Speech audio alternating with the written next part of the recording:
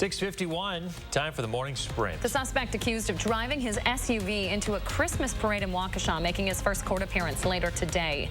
39-year-old Daryl Brooks of Milwaukee is charged with 5 counts of first-degree intentional homicide.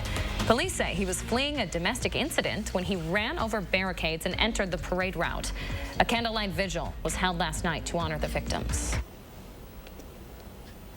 Breaking news this morning, the White House says it's releasing 50 million barrels of oil from the Strategic Oil Reserve.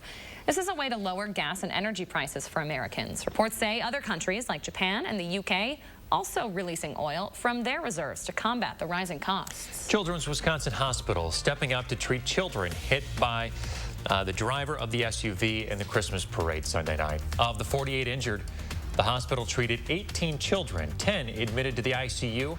A total of 6 children are considered to be in critical condition, while 3 are in serious condition, 1 in fair condition as of yesterday. At least 2 were discharged overnight. The Wisconsin DNR investigating the illegal shooting of a bull elk during the opening weekend of gun deer season. It was shot in Columbia County around 7 a.m. Saturday. DNR officials say they do have a suspect. They have not said if that person is from Wisconsin. It's the 4th straight year at least 1 elk has been illegally killed by a hunter. Lawyers in the trial of 3 Georgia men accused of murdering Ahmaud Arbery will give their final rebuttal in court today. Jurors will begin deliberations on whether the men are guilty of murder and false imprisonment. CBS Mornings will have more on the trial coming up. Today marks the first day federal employees head to work under a vaccine mandate. More than 90% of federal workers have received at least 1 dose. 5% have applied for an exemption. COVID cases are on the rise across the U.S., currently surging in 35 states. The River Food Pantry beginning to hand out Thanksgiving dinners in Madison. They've done it for 15 years. The pantry partnering up with Madison College culinary students this year who cooked and froze food ahead of time.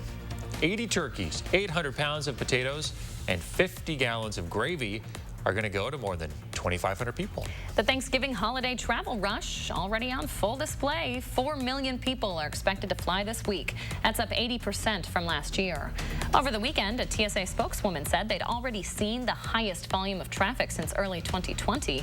Millions more are choosing to drive. Taylor Swift has a unique record this morning. Universal Music says her new version of All Too Well, which clocks in at over 10 minutes, is the longest song ever now to top the Billboard Hot 100 chart.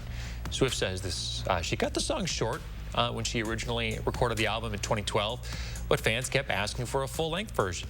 The previous record holder was Don McLean's American Pie, coming in at 8 minutes and 42 seconds. Elizabeth Holmes set to take the witness stand for the 2nd time today. She faces 11 counts of wire fraud and conspiracy to commit fraud for her actions as CEO of Theranos. The 37-year-old led the company from 2003 until it shut down in 2018. Prosecutors say she raised more than $900 million from claims her company developed revolutionary blood testing technology. Holmes is pleading not guilty. We are hearing from Kyle Rittenhouse for the first time in a Fox News interview with Tucker Carlson. He told Carlson he supported BLM but was in Kenosha because of the burning of property. He also talked about being called a white supremacist, calling it defamation. The Fox News crew followed Rittenhouse during his trial. Last night's interview is a promotion for a documentary on the case that will air on Fox News next month. How about this? Tiffany & Company unveiling what it calls the most expensive piece of jewelry ever. The World's Fair necklace unveiled in Dubai on Sunday. It features 180 carats of diamonds set in platinum.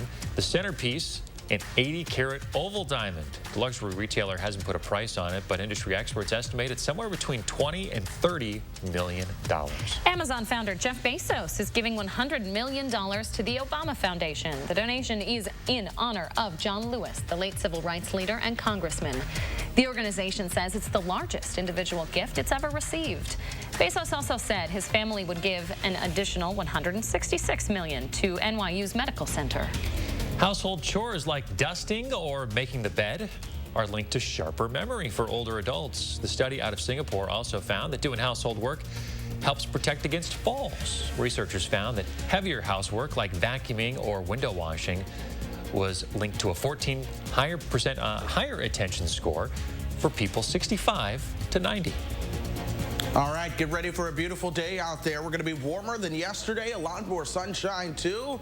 You see it 4 and 3. Look for a high into the 40s today. Wind chills right now, though, they're in the teens. In the Dells, your wind chill is 9 this morning, so still cold, but we are going to warm up. 25 already for us. As we look at temperatures over the next 12 hours, you'll see we'll be at 43 right around 3, otherwise staying in the lower 40s. 53 tomorrow, 30s as we move for your Turkey Day, and then more 30s into the following weekend.